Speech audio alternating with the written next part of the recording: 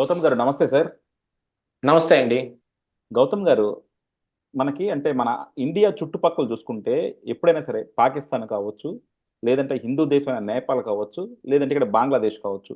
ఈ 3 చోట్ల గూడా అంటే ప్రభుత్వాల మీద లేకపోతే రాజరికాల మీద ప్రజలను తిరగబట్టడం చూసాం. ఎందుకంటే మనకి ముషారఫ్‌ది గాని, అది గాని మనకి పెద్ద ఎగ్జాంపుల్సే ఉన్నాయి. మనం పాకిస్తాన్‌ది వదిలేసినా వెరీ లేటెస్ట్ ఎగ్జాంపుల్ మనకి హసీనా గారు. హసీనా గారు 3 సార్లు గెలిచారు. మూడోసారి గెలిచినాక అసలు ఇన్నాళ్ళు కూడా ఏంటంటే బంగ్లాదేశ్‌ని ఆమె చాలా బాగా పరిపాలిస్తుంది. బంగ్లాదేశ్ అభివృద్ధి చెందుతుంది. బంగ్లాదేశ్ జీడీపీ కూడా పెరుగుతుందనేది మనం అందరం వింటా ఉన్నాం. కానీ ఒక్క రిజర్వేషన్‌లు కల్పించింది. ఎవరైతే ఆ రోజు స్వతంత్రం కోసం పోరాడారో వాళ్ళకి రిజర్వేషన్‌లు కల్పిస్తుంది అనే దాంతో ఒక ఇష్యూ స్టార్ట్ అయింది.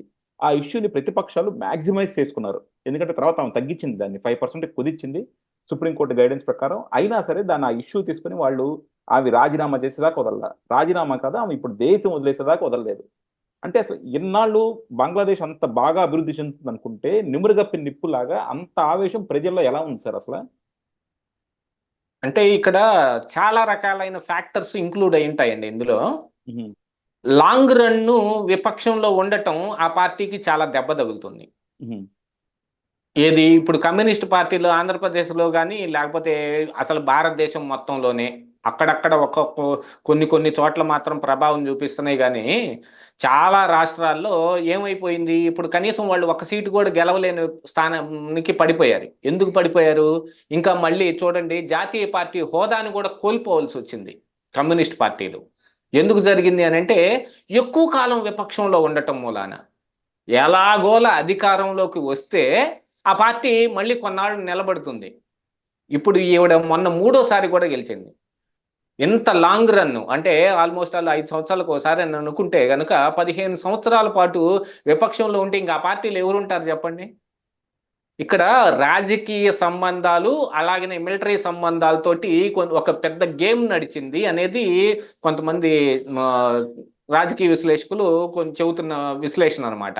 ఏం జరిగింది అని వాళ్ళు ఊహించింది ఏమిటయ్యా అంటే, చిన్నగా ఈవిడ మీద ఈ ఏదో ఒక అంశం మీద గొడవ లేవనెత్తి దాన్ని చిన్నగా చిలికి చిలికి గాలివానలాగా పెద్దది చేసుకుంటూ తీసుకొచ్చి, యువతల వైపున మిలిటరీ వాళ్ళతో కూడా ఒప్పందం కుదుర్చుకొని, ఆవిడని ఇక్కడి నుంచి మనం పంపించేసేస్తే, ఈ బంగ్లాదేశ్ నుంచి ఈ హసీనా అనే ఆవిడని లేకుండా చేసేస్తే, తరువాత ఎలక్షన్‌లో ఆవిడ కనీసం పాల్గొనకుండా ఉండే పరిస్థితులు తీసుకొచ్చి పెడితే, అధికారం ఇక మరి ఆ విపక్షంలో ఉన్న ఏదో ఒక పార్టీలు కైవసం చేసుకుంటాయి. ఇంక ఆ పార్టీలు మళ్ళీ నిలబడటం నేర్చుకుంటాయి. అయన్నీ జరుగుతాయి.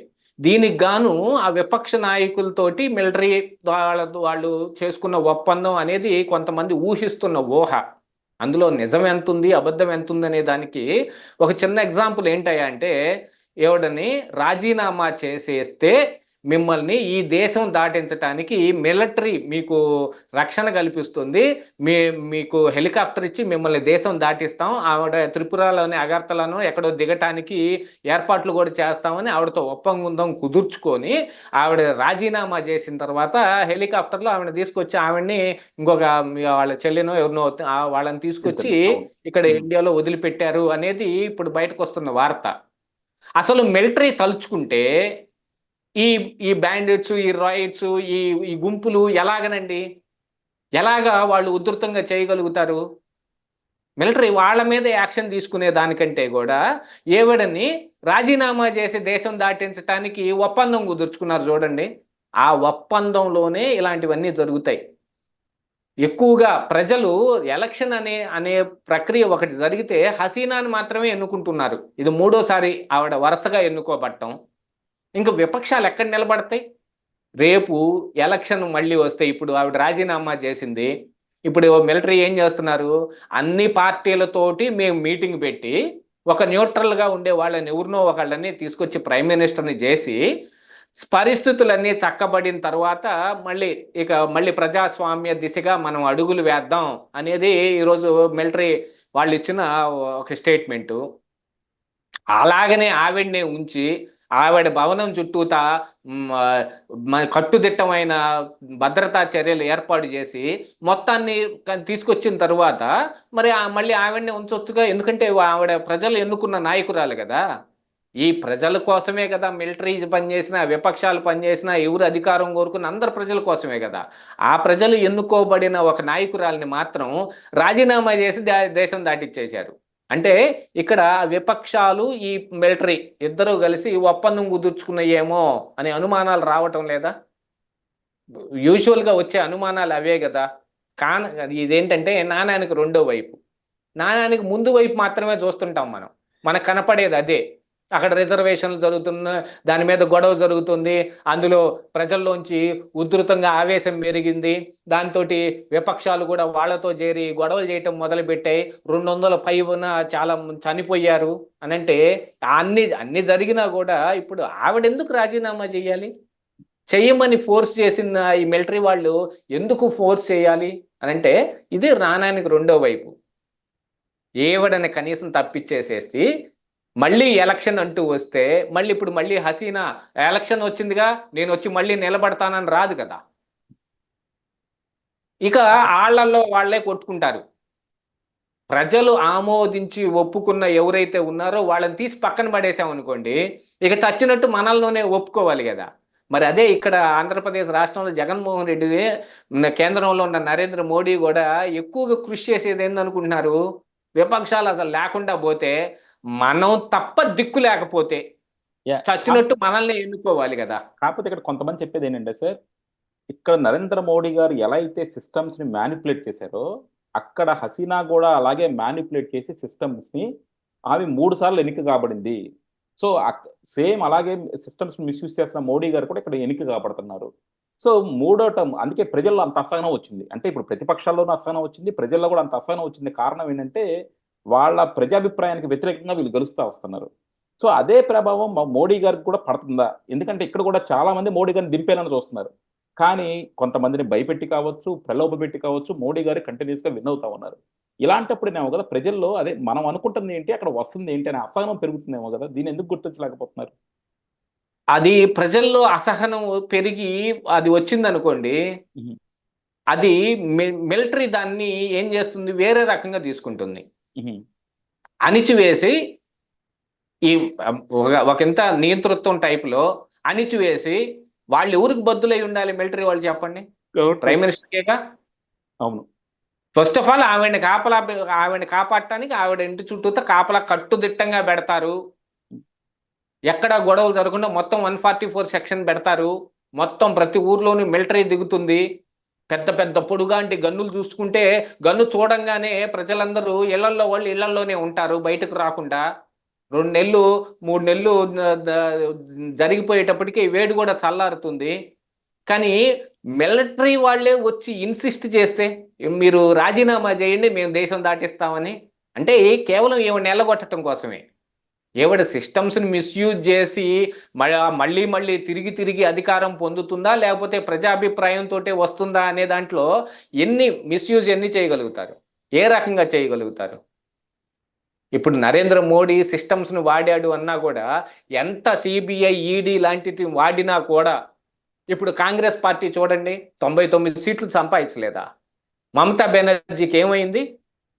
ఆంధ్రప్రదేశ్ రాష్ట్రంలో అసలు చంద్రబాబు నాయుడికి డోర్స్ మీకు శాశ్వతంగా క్లోజ్ చేసామన్నోళ్ళు మళ్ళీ వచ్చి చంద్రబాబు నాయుడు సంకనే దూరాల్సి వచ్చింది. ఎందుకంటే ఇక్కడ క్రిస్టల్ క్లియర్గా 25 సీట్లు కనపడతా ఉన్నాయి. అదే మళ్ళీ తెలంగాణలో వచ్చేటప్పటికి ఏమైంది? అక్కడున్న పార్టీలతోటి ఒప్పందం చేసుకున్నాడు బీఆర్ఎస్ పార్టీ. ఒక్క సీటు కూడా సాధించకపోవటం వెనకమాల ఖచ్చితంగా బీజేపీ బీఆర్ఎస్ మిలాఖత్తు జరిగింది. అక్కడ రేవంత్ రెడ్డిని కాంగ్రెస్ పార్టీ నిలువరింపు చేయటం కోసం. ఈ మిలాఖత్తు జరగటం మూలనే అక్కడ కూడా 8 సీట్లు రావటం జరిగింది. ఇక కర్ణాటక ఆడ ఉన్న గొడవలన్నీ అక్కడ జరిగిపోయినాయి. కానీ యూపీలో పోలేదా? దాన్ని ఎందుకు ఆపుకోలేకపోయాడు మోడీ? సిస్టమ్స్ ఉన్నాయి కదా చేతిలో. అన్ని సార్లు అన్ని రకాలుగాను పూర్తిగా ఎవరి వల్ల కాదండి ఈ సిస్టమ్స్ని మేనేజ్ చేయటం అనేది. అందున బంగ్లాదేశ్ లాంటి దాంట్లో ఈ హసీనా అనే ఆవిడ ఈ సిస్టమ్స్ని ఎంత లావున మేనేజ్ చేసి నరేంద్ర మోడీ లాగా ఆవిడే ఉంటుంది అని అనుకోవటానికి ఇక్కడికి అక్కడికి పోలిక లేదు. ఇక్కడ ఇది ఎప్పుడు ప్రశాంతమైన వాతావరణంలో ఉండే భారతదేశానికి ఇటు పక్కనున్న పాకిస్తాన్కి ఇటు పక్కనున్న బంగ్లాదేశ్ ఎప్పుడూ గొడవలు జరుగుతూనే ఉంటాయి. అక్కడ ఉన్న పరిస్థితులకి తేడా ఉంది. ఇక్కడ నరేంద్ర మోడీ మొట్టమొదటి వ్యక్తి ఇలాగ సిస్టమ్స్ని మిస్యూజ్ చేసి ప్రతిసారి గెలవటానికి చేసే ప్రయత్నంలో ఇతను మొట్టమొదటి వ్యక్తి.